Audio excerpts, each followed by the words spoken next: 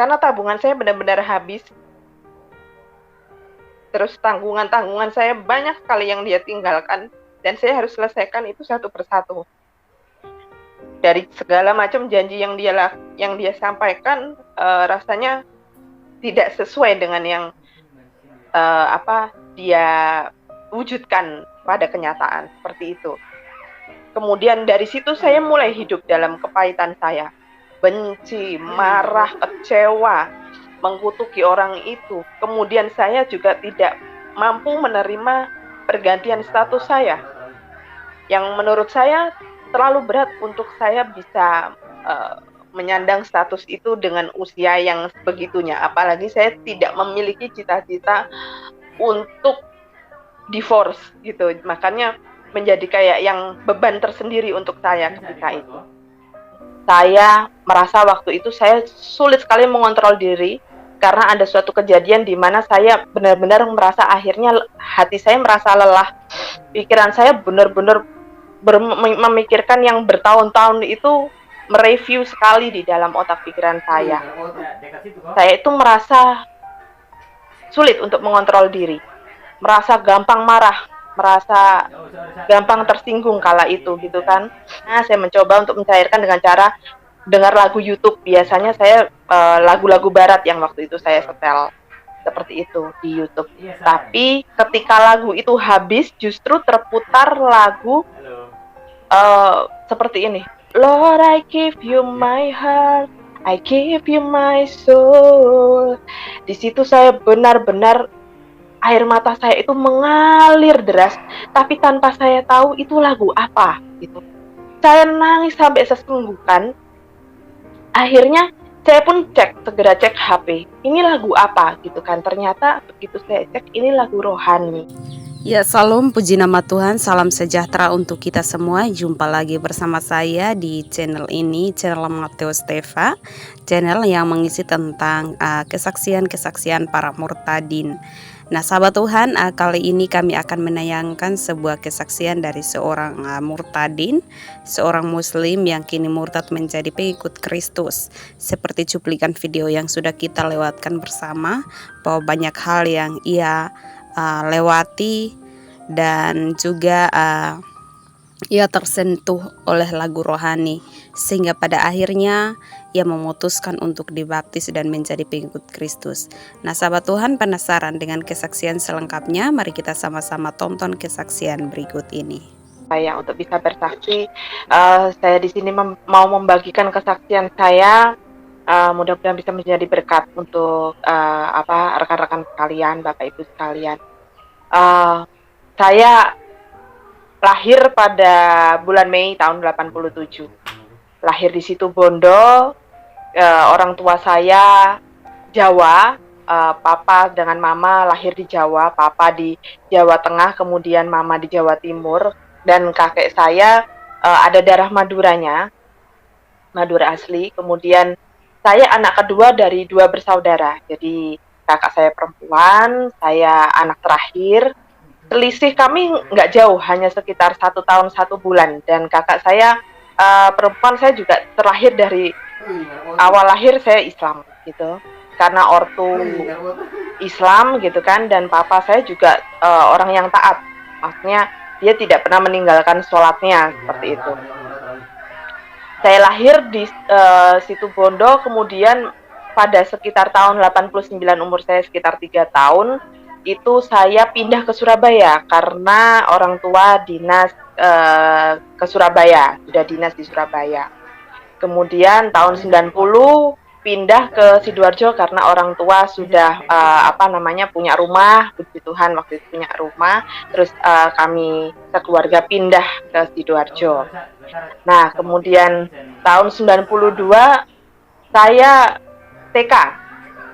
Saya sekolah TK tidak jauh dari rumah karena memang saya anaknya, biasa kalau anak bungsu begitu agak penakut seperti itu. Jadi saya pun sekolah TK nggak jauh dari rumah, di TK swasta yang mayoritas kebanyakan memang di situ adalah Muslim.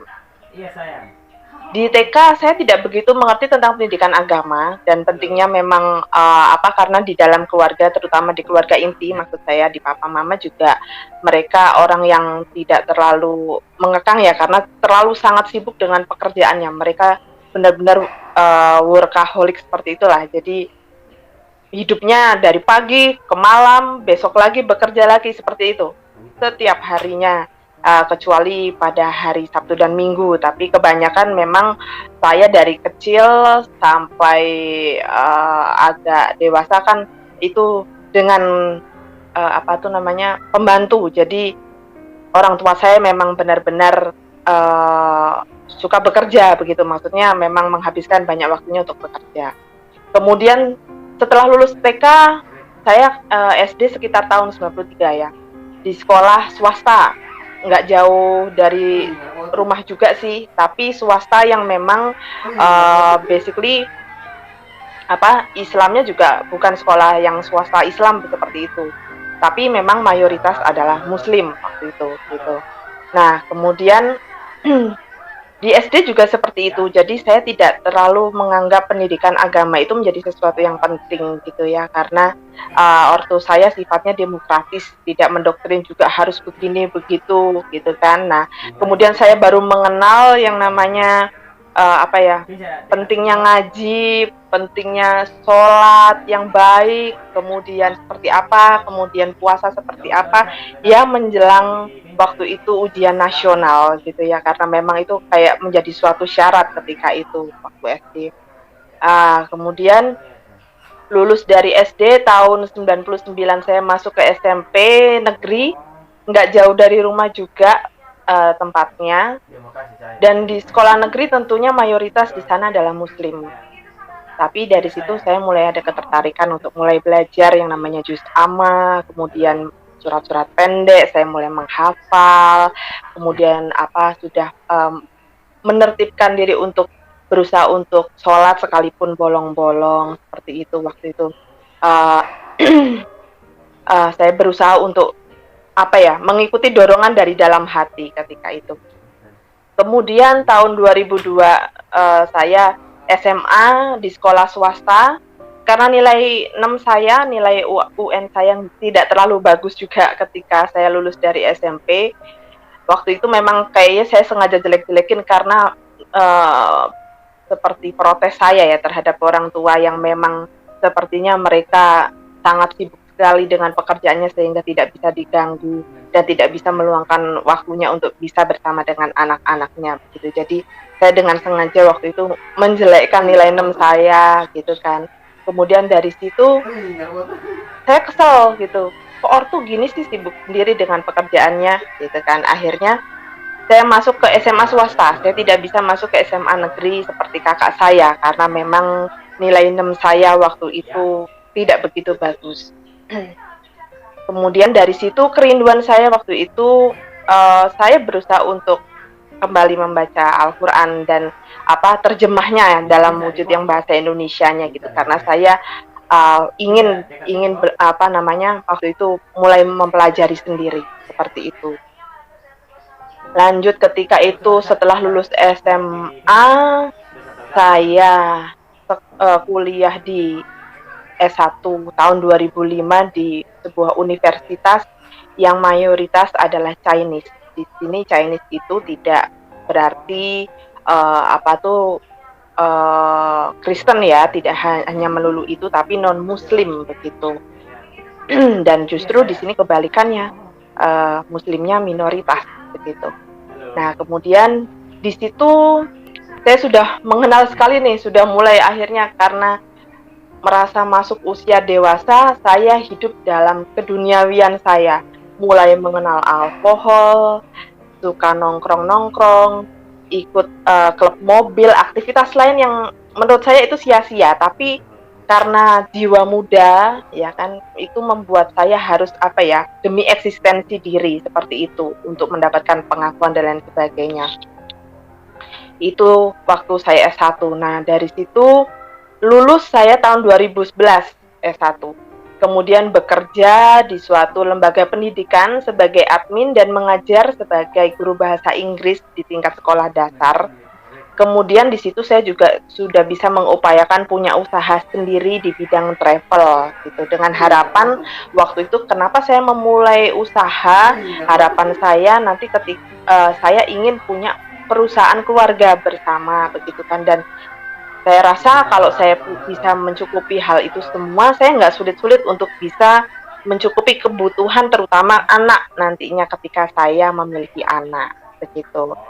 Kemudian sembari sejalan itu setelah lulus S1 saya bekerja sebagai admin. 2012 saya akhirnya pindah di suatu perusahaan di mana itu adalah anak perusahaan dari salah satu perusahaan BUMN. Saya pindah kerja dan saya bekerja sebagai seorang HRD di sana. Semakin di sana saya semakin berangsur sangat menjauhkan diri dari Tuhan. Karena sibuk saking sibuknya dalam bekerja sehingga sholat jadi bolong-bolong, baca Al-Quran jadi jarang banget gitu kan. Kemudian 2013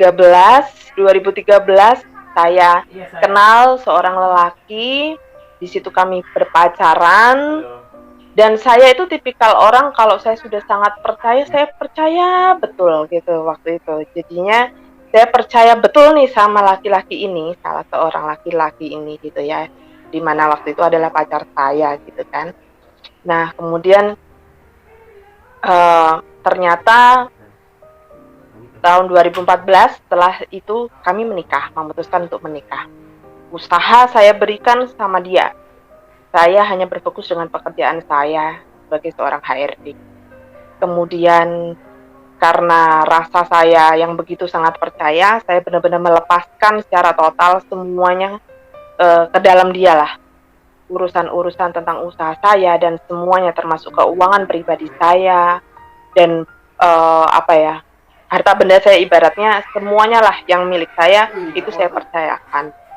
Dan ternyata usaha saya yang saya berikan ke dia itu ternyata habis, semuanya lenyap setelah kami menikah. Jadi semuanya habis, nggak bersisa. Akhirnya membuat tahun 2015 itu divorce. Jadi divorce ini bukan karena ada banyak tanggungan yang harus saya tanggung dan dia pun juga lari dari rumah, tidak hanya itu, tapi memang dia juga terikat dengan kuasa-kuasa gelap. Jadi dia sangat menggemari sekali untuk pergi ke macam seperti orang pintar, dukun atau apalah seperti itu. Yang waktu itu saya menganggapnya apa iya sih ke zaman milenium seperti ini kok masih ada seperti itu gitu. Tapi ternyata Tuhan benar-benar tunjukkan ke saya itu ada gitu, dan saya dibuat seperti itu. Ketika menikah itu pun saya sering sekali merasakan badan saya sakit di bagian pundak dan saya sering menangis. Saya sampaikan ke dia apa yang dia perbuat, dan waktu itu dia mengakui bahwasannya dia dalam 1 bulan ada beberapa kali untuk pergi ke orang-orang pintar gitu. Jadi memang menjadi suatu budayanya dia seperti itu ya, menjadi lifestyle-nya dia gitu. Nah kemudian kami divorce tahun 2015. Itu menjadi awal, bukan menjadi sesuatu yang buat saya plong, tapi justru menjadi awal titik terberat saya untuk benar-benar saya terpuruk. Karena tabungan saya benar-benar habis. Terus tanggungan saya banyak sekali yang dia tinggalkan, dan saya harus selesaikan itu satu persatu. Dari segala macam janji yang dia sampaikan, rasanya tidak sesuai dengan yang dia wujudkan pada kenyataan seperti itu. Kemudian dari situ saya mulai hidup dalam kepahitan saya, benci, marah, kecewa, mengkutuki orang itu. Kemudian saya juga tidak mampu menerima pergantian status saya, yang menurut saya terlalu berat untuk saya bisa menyandang status itu dengan usia yang begitunya. Apalagi saya tidak memiliki cita-cita untuk divorce gitu. Makanya menjadi kayak yang beban tersendiri untuk saya ketika itu. 2016 saya berusaha bangkit. Saya berusaha bangkit untuk membuktikan diri kalau saya bisa hidup mandiri waktu itu. Akhirnya saya terbiasa sendiri. Mulai berangsur saya menarik diri, dengan orang lain, begitu kan, terutama dengan lawan jenis. Jadi kalau ada yang berusaha mendekat dan lain sebagainya, saya cenderung untuk menarik diri saya, begitu. Nah, karena saya waktu itu saya hanya percaya yang namanya seorang sahabat, gitu. Jadi, saya mempercayakan segala apapun yang saya rasakan, permasalahan saya dengan seorang sahabat saya ini. Untuk saya bercerita, gitu kan, sama dia. Namun ternyata sahabat saya memanfaatkan kerapuhan saya, memfitnah saya, menjelekkan saya karena oleh status saya yang sampai saat itu, ketika itu saya benar-benar belum bisa menerima dengan perubahan status saya yang berubah dari menikah menjadi divorce atau cerai itu tadi. Sejak itu saya memutuskan untuk saya nggak percaya juga yang namanya sahabat gitu. Bahwasannya ternyata orang-orang yang justru saya percaya, baik suami, sahabat, itu menjadi orang-orang yang justru saya hindari ketika itu, dan saya merasa kayaknya nggak ada untungnya gitu kan memiliki itu semua gitu. Nah, dari situ saya mendekatkan diri lagi, mencoba mendekatkan diri dengan Tuhan. Saya kembali sholat, saya baca Al-Quran, saya puasa Senin Kamis, saya puasa Ramadan, saya jalani semuanya untuk bisa mencapai ketenangan dalam batin saya. Tapi itu belum bisa, seiring berjalannya waktu saya merasa belum bisa, karena saya masih menyimpan kepahitan-kepahitan saya. Sampai akhirnya 2018 saya hijrah ke Jakarta oleh karena saya dimutasi dari pekerjaan saya dari Surabaya dipindahkan ke kantor pusat Jakarta. Saya pun masih hidup dalam kepahitan saya yang bertahun-tahun masih saya genggam. Dan saya lebih merasa nyaman sendiri, lebih tenang untuk saya berdiam seorang diri gitu. Kemudian 2019 dengan apa ya, yang sudah saya lakukan upaya saya untuk mendekatkan diri ke Tuhan, saya belum bisa mencoba untuk menenangkan diri. Saya mencoba untuk ketika awal 2019 itu, oke deh, mungkin aku harus untuk umroh gitu. Mungkin dengan umroh, karena saya waktu itu haji juga belum mampu karena biayanya terlalu besar. Saya bilang mungkin umroh kali ya, untuk bisa menenangkan hati saya. Saya pun waktu itu memutuskan kalau dapat bonus nih dari perusahaan, saya mau untuk ikut umroh gitu. Namun justru pada bulan Mei tahun 2019, ketika saya memutuskan pada tahun itu mau umroh dan sudah menerima bonus dari kantor lama saya, pada Mei 2019 awal bulan, saya merasa waktu itu saya sulit sekali mengontrol diri karena ada suatu kejadian di mana saya benar-benar merasa akhirnya hati saya merasa lelah. Pikiran saya benar-benar memikirkan yang bertahun-tahun itu, mereview sekali di dalam otak pikiran saya.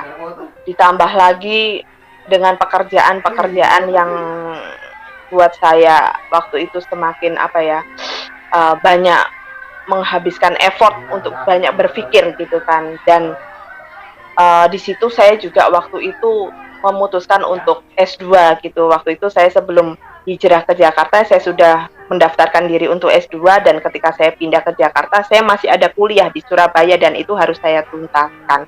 Jadi dengan banyaknya beban yang ketika itu saya pikul, saya itu merasa sulit untuk mengontrol diri, merasa gampang marah, merasa gampang tersinggung kala itu gitu kan. Kemudian saya mencoba untuk mencairkan suasana, mencairkan diri saya dengan cara mendengarkan lagu. Ketika pulang ke kos, saya mandi seperti biasanya, saya mencoba untuk mencairkan dengan cara dengar lagu YouTube. Biasanya saya lagu-lagu barat yang waktu itu saya setel seperti itu di YouTube. Tapi ketika lagu itu habis, justru terputar lagu seperti ini. Lord, I give you my heart, I give you my soul.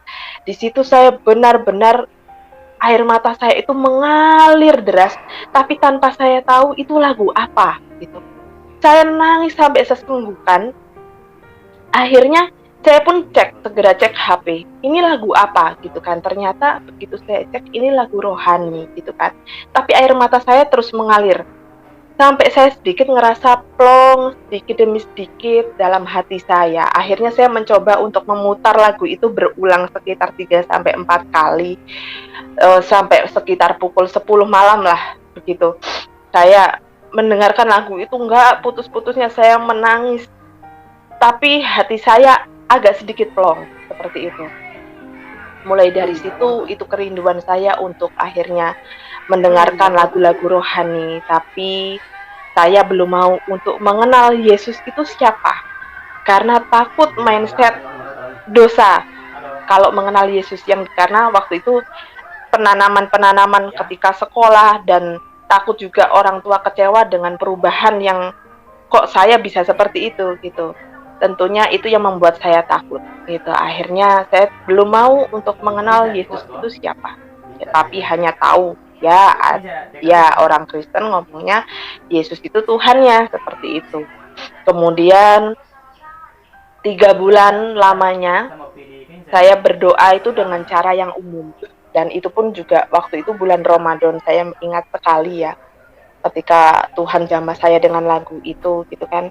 Dan ketika Ramadan tentunya ketika itu biasanya saya juga menghabiskan banyak waktu saya ya, selain untuk berpuasa tentunya biasanya dengan sholat tarawih seperti itu dan lain sebagainya lah, aktivitas pada umumnya gitu kan. Karena memang yang ditunggu-tunggu adalah malam Lailatul Qadar, dan saya sungguh-sungguh menantikan ketika itu gitu kan. Nah, tapi oleh karena apa ya, benar-benar saya ngerasa nggak bisa lagi gitu untuk melangkahkan diri saya waktu itu ke masjid. Dan ketika orang tua pun juga bertanya dan membangunkan saya pagi hari untuk sahur pun, saya juga tetap bangun, namun juga tidak melakukan sahur gitu. Hanya saya bangun, iya sudah bangun, hanya berkata seperti itu kepada orang tua. Tapi saya tidak menceritakan, saya tidak berpuasa seperti itu. Gitu. Nah, setelah itu 3 bulan lamanya saya berdoa dengan cara umum. Karena di kepercayaan yang lama saya sudah merasa tidak bisa gitu kan. Pakai mukena aja rasanya kayak sudah kayak macam nggak bisa gitu kan. Nah, kemudian saya berdoa dengan cara umum. Di situ saya merasa bahwasannya saya nggak punya rumah nih Tuhan gitu. Dalam hati saya merasa, kok saya kayaknya nggak punya rumah ya Tuhan ya gitu. Nanti kalau saya tiba-tiba mati gimana dong? Saya mau kemana nih gitu kan? Akhirnya saya berdoa dengan cara yang umum. Dengan cara memejamkan mata saya bilang waktu itu, ya Allah, tunjukkan aku jalanmu yang benar dari keduanya. Karena aku nggak tahu mana yang lurus, mana yang benar. Yang sebelumnya atau yang baru. Saya bilang begitu, hanya begitu saja, kemudian sudah selesai, saya tidur. Tapi selama seminggu saya mendoakan secara kontinu dengan hal yang sama. Kemudian di situ Tuhan memberikan saya sebuah mimpi. Saya bertemu dengan seorang bapak. Dia mengajak saya ke sebuah pantai, dia bercakap dengan dia membawa ke sebuah pantai, dia meminta saya untuk berendam di dalam pantai itu bersama dengan orang-orang lainnya yang kala itu memakai jubah putih juga, itu kan ada yang berhijab seperti itu. Nah, kemudian saya bilang sama bapak itu, saya nggak bisa bapak, saya nggak bisa, tapi tanpa saya menjelaskan kenapa saya nggak bisa begitu. Kemudian dia hanya berbicara, oke, saya tahu gitu, hanya berkata seperti itu, tapi tanpa saya tahu yang dia pikirkan apakah sama dengan seperti apa yang saya mau utarakan. Kemudian nggak lama setelah itu ada cahaya lewat seperti itu dan benar-benar berada di depan si bapak itu. Dan bapak itu seolah-olah seperti bercakap dengan cahaya itu. Tapi mulutnya tidak mengatup sama sekali, hanya mengangguk-anggukkan dan melihat ke arah cahaya itu. Setelah cahaya itu pergi menghilang, bapak itu datang menghampiri saya dan berkata, kalau saya mau ikut Tuhan Yesus, saya tidak boleh setengah-setengah. Saya harus total ikut Tuhan. Dan setelah itu, Akhirnya saya dipersilahkan untuk berjalan di mana jalan itu berada di seberang dari pantai itu. Jalan itu lurus sekali tanpa ada kelokan sama sekali, lurus, dan saya berjalan sendirian di sana. Lurus tanpa kelokan sama sekali. Di sana jalan saya sendiri. Tapi saya riang. Saya berjalan dengan bernyanyi ketika itu. Seolah-olah saya riang seperti itu. Kemudian dari situ akhirnya saya tergugah untuk memutuskan diri, oke Tuhan, aku mau ke gereja.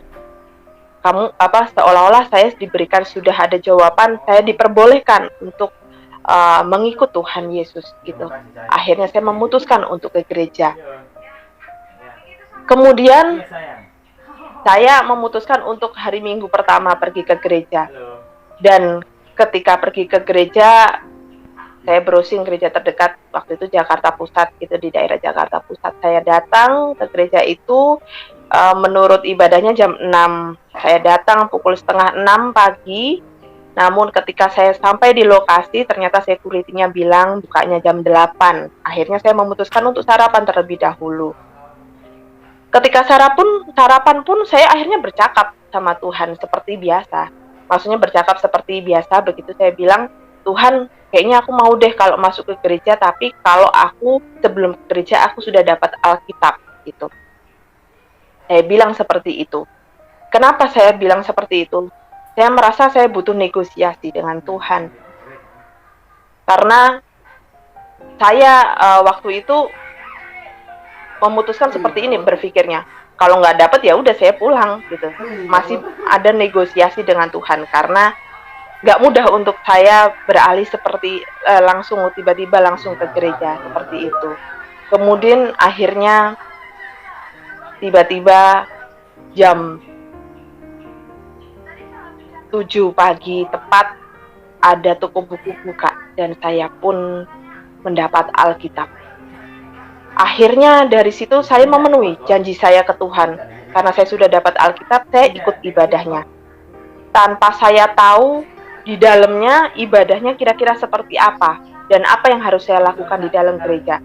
Saya masuk sendiri ke dalam gereja, saya pegang Alkitab saya masuk tanpa saya tahu cara buka Alkitab kayak gimana, saya belum tahu sama sekali. Disitulah awal mula kerinduan saya untuk datang bergereja. Saya lihat pendetanya ramah, saya lihat orang-orangnya menyapa dengan baik gitu kan, jemaatnya. Saya merasakan benar-benar yang homey sekali gitu waktu itu. Akhirnya dari situ saya mulai membiasakan diri untuk rindu sekali tiap minggu saya datang bergereja gitu. Namun saya belum memutuskan 100% untuk mau membaca Alkitab karena saya belum yakin apakah ini benar nih, jalan yang betul nih gitu, yang jalan yang benar gitu. Dan saya pun juga takut orang tua saya kecewa, keluarga saya kecewa tentunya. Karena apa yang saya upayakan mereka tahu saya sudah melakukan sholat, puasa, Senin Kamis seperti itulah. Karena saya takut seperti itu. Nah, akhirnya 2019 akhir seperti biasa aktivitas saya semenjak saya hijrah ke Jakarta, saya masih melanjutkan pendidikan S2 saya. Saya masih sering bolak-balik Surabaya, Jakarta, Jakarta, Surabaya untuk bisa menyelesaikan studi saya di S2 gitu kan. Nah, karena saking capeknya banyak tugas, belum lagi pekerjaan yang menumpuk dan sebagainya. Pada suatu waktu di akhir tahun 2019 itu saya sempat berdoa di dalam gereja untuk Tuhan. Saya bilang sama Tuhan nih, Tuhan kalau misalkan Engkau kasih 1,5 tahun aja dan saya bisa kumlot untuk bisa menyelesaikan studi S2 saya yang saya rasa itu berat buat saya, aku mau deh untuk dibaptis. Saya bilang begitu. Itulah proses negosiasi lagi dengan Tuhan gitu. Karena saya berpikiran, apa iya sih Tuhannya orang Kristen itu, Tuhan Yesus itu adalah Tuhan yang hidup? Karena saya masih bertanda tanya yang besar gitu kan akan kebenaran tersebut gitu. Nah, kemudian selama perjalanan itu, perjalanan saya menyelesaikan studi, saya sering kadang itu hari Minggu saya masih di Surabaya pun Akhirnya saya harus bergereja bersembunyi-sembunyi karena nggak mungkin saya ngomong sama orang tua gitu. Bisa-bisa mungkin saya takut ketika itu orang tua tidak bisa menerima begitu. Akhirnya biasanya saya sembunyi-sembunyi, saya pakai celana pendek, saya pakai kaos, saya pakai sandal, saya bilang saya mau pergi main ke rumah teman, tapi di dalam jok motor saya ketika malam hari sebelumnya biasanya saya sudah menyiapkan pakaian saya dan sepatu saya di dalam jok motor saya. Dan saya pun biasanya berganti pakaiannya di pom bensin, nggak jauh dari gereja, seperti itu. Dan ketika di sana pun jadi saya juga sangat berhati-hati karena apa, saya benar-benar jangan sampai nih orang tua tahu, ada yang tahu saya datang ke gereja begitu, termasuk tetangga-tetangga saya. Tapi justru ketika saya seperti itu, Tuhan malah kehendaki saya bertemu tetangga saya justru di gereja seperti itu. Tapi nggak apa-apa, itu maksudnya suatu rencana Tuhan waktu itu. Cuma ada ketakutan saya gitu, khawatir orang tua mengetahui gitu. Kemudian, dan puji Tuhan, Tuhan benar-benar menggenapi janjinya. Saya lulus justru lebih hebat dari yang saya doakan. Saya lulus 1 tahun 2 bulan dan saya cum laude. Dari situ saya percaya bahwasanya ternyata memang Tuhan Yesus adalah Tuhan yang hidup. Dan saya pun menggenapi janji saya untuk mengikuti kelas katekisasi untuk segera membaptiskan diri saya. Namun lagi-lagi ternyata saya menemukan kendala ketika saya hendak mendaftarkan kelas katekisasi. Benar-benar nggak mudah, seperti seolah-olah Tuhan mungkin mau menyampaikan sama saya, apa benar nih kamu mau ikut gitu kan, apa benar kesungguhanmu, seolah-olah hendak menyatakan itu. Tapi saya sampaikan sama hati, engkau sudah baik sama saya, engkau sudah menyatakan bahwasannya engkau hidup, engkau sudah memberikan mujizat-mujizatmu, bahkan aku dibuat dahsyat seperti itu ketika itu.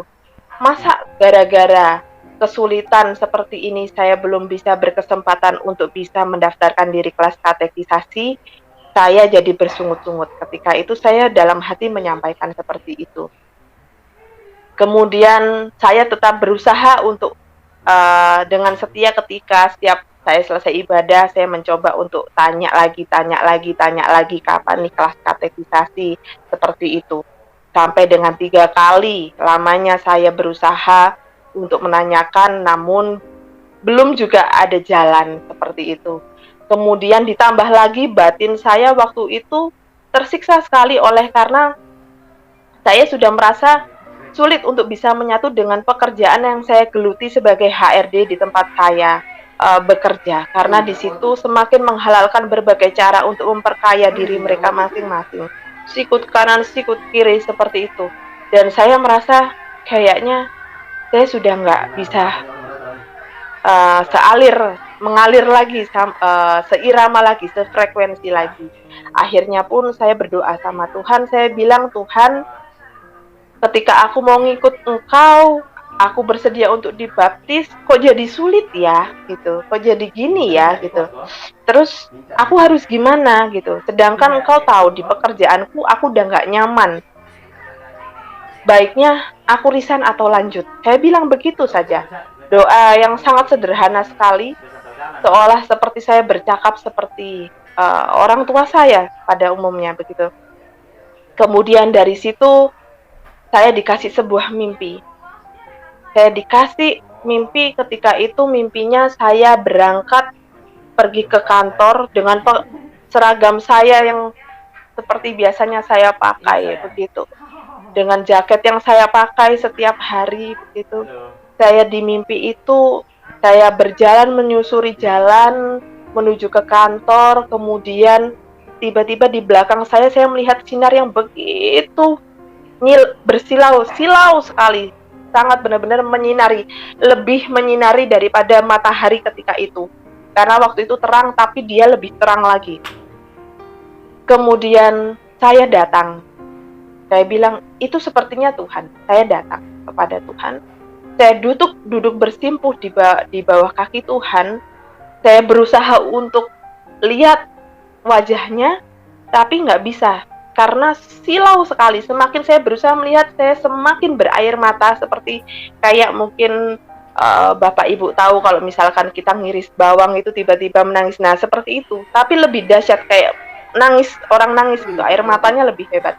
Nah, saya hanya bisa melihat pakaiannya yang berkilau-kilauan warna putih dan rambutnya yang emas itu gitu. Tapi wajahnya saya nggak bisa melihat. Saya dikasih mimpi itu, kemudian saya bersimpuh di bawah kakinya. Saya terdiam dan tertunduk karena saya nggak bisa melihat wajahnya. Kemudian Tuhan bertanya sama saya, apa yang engkau inginkan anakku? Saya bilang sama Tuhan, Tuhan, aku cuma ingin engkau berkati aku dalam pekerjaanku. Saya bilang begitu. Tiba-tiba Tuhan tumpang tangan di atas kepala saya diberkati dalam pekerjaan saya. Kemudian ketika setelah tumpang tangan, tiba-tiba banyak sekali roti terhambur, macam roti yang digunakan ketika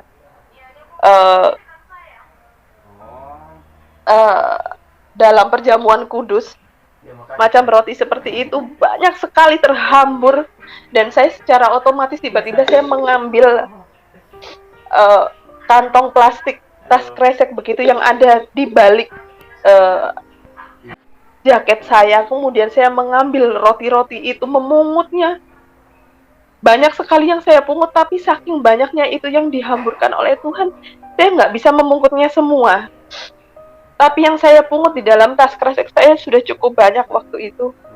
Kemudian Tuhan bilang untuk saya bisa memakannya satu persatu roti itu. Setelah itu saya berdiri, saya melanjutkan perjalanan saya menuju ke kantor. Dari situ, setelah mimpi itu, saya memutuskan bulat untuk saya resign. Karena terngiang dalam pikiran saya satu kalimat, cari kerajaan Allah. Tapi saya nggak ngerti maksudnya apa, kerajaan Allah itu yang gimana gitu kan. Karena saya nggak ngerti apa ya maksud dari kerajaan Allah itu. Tanpa saya tahu maksudnya, tapi juga baru dari situ saya memutuskan untuk baru mau membaca Alkitab. Tapi karena saya nggak ngerti Alkitab itu seperti apa cara membacanya, jadi saya waktu itu memutuskan untuk oke, aku mau membaca Alkitab, tapi sifatnya historikal karena saya tidak mengerti bagaimana cara harus membacanya. Karena memang saya benar-benar sendiri waktu itu, tidak ada yang menuntun seperti itu. Nah, kemudian saya pun memutuskan untuk resign. Saya menyampaikan niat baik saya kepada atasan saya untuk saya mengundurkan diri. Ketika itu banyak sekali ya di atasan belum bisa menerima keputusan saya untuk resign. Dia masih bernego dengan saya, tapi saya tetap bulat untuk Pak, saya resign. Akhirnya saya resign, saya putuskan untuk pulang ke Sidoarjo. Saya memutuskan untuk mendirikan kedai kopi di sana. Dan puji Tuhan, ketika saya pulang dan saya memutuskan untuk mendirikan kedai kopi, selang 1 bulan saya pulang, di situ Tuhan menjawab saya dengan katekisasi yang benar-benar saya rindukan. Beberapa kali saya coba untuk tanya, ternyata saya menemui kendala dan kesulitan. Tuhan justru berikan ketika saya sudah pulang di Sidoarjo. Dan waktu itu saya ditelepon oleh gereja saya yang di Jakarta Pusat. Kemudian saya diberikan kabar sedemikian. Riang, sungguh senang ketika itu. Tapi saya jadi bingung lagi. Nah, saya posisi di Sidoarjo begitu. Tapi dengan posisi pandemi ketika itu tidak menyurutkan keinginan saya untuk terus merindukan adanya mengikuti kelas katekisasi ini. Akhirnya pun saya mengikuti. Di situ semakin saya mengikuti kelas katekisasi dan saya semakin sering membaca Alkitab satu persatu, ayatnya, pasalnya, suratnya, seperti itu. Saya semakin yakin untuk ikut Tuhan Yesus karena Dia menjamin kehidupan yang kekal. Tapi lebih dari itu, Tuhan Yesus membuktikan pada saya kalau memang Tuhan Yesus adalah Tuhan yang hidup. Dari banyak banyaknya beberapa pengalaman yang sudah saya alami, termasuk negosiasi yang pernah saya lakukan, ternyata Tuhan tetap membuktikan eksistensi dirinya bahwasanya Ia adalah Tuhan yang hidup. Dan Ia pun dapat mampu mengubahkan diri saya dari yang awalnya pembenci, tidak bisa memaafkan, harus bisa menjadi pribadi yang bisa memaafkan, sebab di dalam Alkitab dinyatakan memaafkan harus 70 kali 7 kali. Itu artinya tidak ada kesempatan untuk kita menjadi orang yang percaya itu menanam suatu kebencian terhadap sesama. Di situ akhirnya yang menjadi jalan mulus saya hingga akhirnya pada 9 Mei 2021 adalah waktu yang saya nanti-nantikan selama 2 tahun lamanya. Akhirnya saya dibaptis, saya kembali ke Jakarta Pusat, dan saya kembali ke Jakarta, saya dibaptis, dan di situ pun dibaptis pun bukan hal yang mulus gitu. Karena ketika dibaptis pada menit yang ke-6 menjelang pelaksanaan acara secara live itu, saya menemukan kendala tiba-tiba saya menstruasi, padahal itu bukan tanggal di mana saya seharusnya mendapatkan itu gitu. Namun tiba-tiba saya dapat itu dan saya merasa cemas, takut, khawatir karena pakaian saya putih-putih seperti itu kan, apalagi saya harus maju ke depan dan perjalanan ibadahnya selama 1 jam seperti itu menjadi kekhawatiran saya. Tuhan, aku harus gimana seperti itu. Terus kemudian saya bilang sama Tuhan begini, Tuhan, aku tetap membulatkan tekad, aku ikut dengan Engkau gitu. Dalam nama Tuhan Yesus, amin. Saya bilang begitu saja. Kemudian saya kembali ke tempat duduk saya menjadi tenang, dan puji Tuhan sampai dengan selesainya acara tidak ada kendala apapun, dan saya pun juga sudah dibaptis tanggal 9 Mei seperti itu. Kemudian setelah dibaptis tentunya saya merasakan bagaimana dari hari lepas hari Tuhan mengubahkan pribadi saya gitu. Kalau berkat-berkatnya jangan ditanya karena itu sudah menjadi janji Tuhan gitu, tapi yang terpenting dalam diri saya ketika setelah dibaptis adalah bagaimana Tuhan mengubahkan pribadi saya yang dari kepahitan saya menjadi pribadi yang pemarah, pendengki, pemarah, bisa diubahkan menjadi pribadi yang lebih santai, lebih mengasihi dengan sesama, lebih bisa welcome dengan sesama seperti itu. Dan saya berkata, burung aja dipelihara, ngapain saya harus khawatir kalau saya nggak bisa makan gitu kan, padahal saya sudah lepas dari pekerjaan saya dan saya juga sudah menutup kedai kopi saya seperti itu. Dan Tuhan pun sedikit demi sedikit mengubahkan saya, mencukupkan, sekalipun mungkin orang lain menganggapnya Fiona nggak mungkin hidup nih di Jakarta dengan uang yang mengandalkan tabungannya aja begini, tapi Tuhan cukupkan. Tuhan buat saya dahsyat sekali gitu, merasakan benar-benar terpelihara hidup saya gitu, sehingga dan itu pun juga diubahkan pribadi saya sehingga saya menjadi kayak enteng, nggak pernah khawatir apa-apa gitu. Kalau rasa takut wajar muncul sesekali sih karena manusiawi gitu kan, tapi diubahkan Tuhan kalau ketika saya mulai berdoa lagi, Tuhan kok begini, Tuhan kok begini, Tuhan kok begini gini. Karena sebenarnya yang saya rasakan selama proses saya bergumul dalam sampai dengan dibaptis itu, saya merasakan memang Tuhan itu sebenarnya kayak ketika memberikan ujian itu sudah sepaket dengan jalan keluarnya gitu. Cuma kita mau nggak mendekatkan diri pada Tuhan untuk minta pada Tuhan gitu kan, sehingga Tuhan bisa tolong kita seperti itu. Karena sebenarnya Tuhan nggak akan pernah tinggalkan anaknya untuk seorang diri gitu. Saya pegang itu karena memang saya merasakan dalam diri saya, kehidupan saya yang sudah Tuhan berikan ke dalam kehidupan saya selama penantian saya hingga dibaptis itu. Kemudian setelah dibaptis saya rindu untuk semakin bisa tahu bagaimana kehidupan sebagai umat Kristiani gitu kan, rindu untuk bisa melayani gitu. Karena memang saya memang belum banyak tahu untuk yang di Kristen seperti apa itu, karena semuanya memang Tuhan itu bawa saya sendiri masuk ke dalam gereja, masuk mendaftarkan diri katekisasi dan lain sebagainya. Saya benar-benar Tuhan tuntun untuk hanya bersama Tuhan begitu, hanya dipertemukan dengan orang ini dipermudahkan jalannya, benar-benar sendiri gitu, karena saya hanya dituntun oleh Tuhan. Tentu saya rindu untuk melayani, dan saya pun juga aktif dalam persekutuan untuk terus menghidupi iman saya, untuk tidak hanya bertumbuh dalam iman tapi juga berbuah gitu. Saya mendaftar juga untuk menjadi guru sekolah minggu gitu kan, dan tentunya Tuhan pasti punya rencana kenapa saya dipanggil oleh Tuhan dan dipilihnya seperti itu. Tentunya menjadi kerinduan saya untuk bekerja dalam ladang visi Tuhan.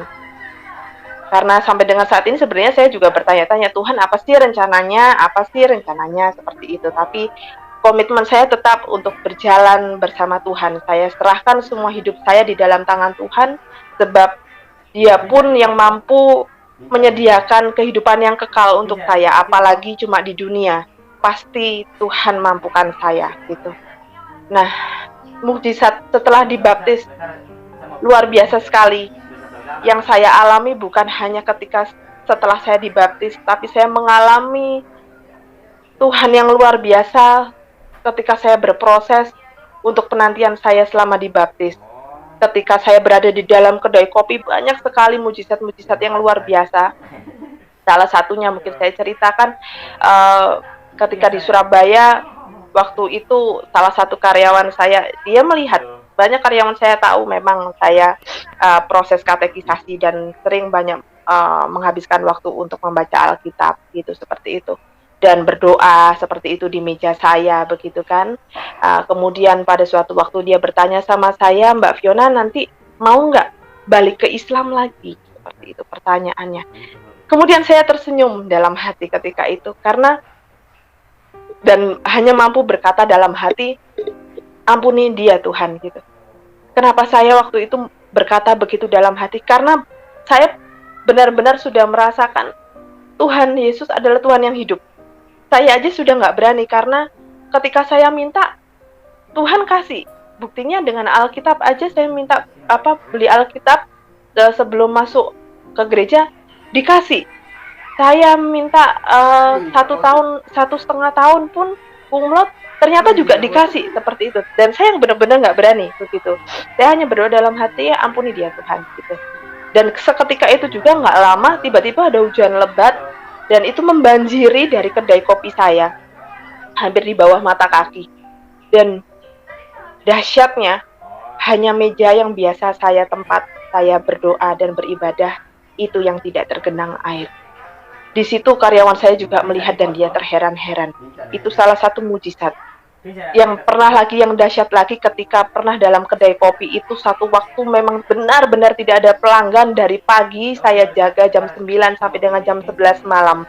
Dan justru saya dapati karyawan saya malah justru bersedih hati. Tapi di situ saya mencoba untuk mencairkan suasana supaya dia tidak bersedih gitu. Karena justru harusnya saya yang bersedih karena saya pemilik gitu. Tapi ketika saya mencairkan, dia sudah mulai terhibur, hujan sudah mulai agak rintik-rintik seperti itu, dan dia pamit sama saya untuk ambil payung ketika itu di rumahnya dia. Kebetulan rumahnya dia nggak jauh dari sana. Ketika dia melangkahkan kaki nggak jauh dari kedai, tiba-tiba saya benar-benar meluapkan hati saya. Saya bilang sama Tuhan, Tuhan aku nggak sanggup. Karena saya biasa hidup saya terpenuhi, tiba-tiba saya hidup dengan kondisi seperti itu, tentunya itu berat buat saya.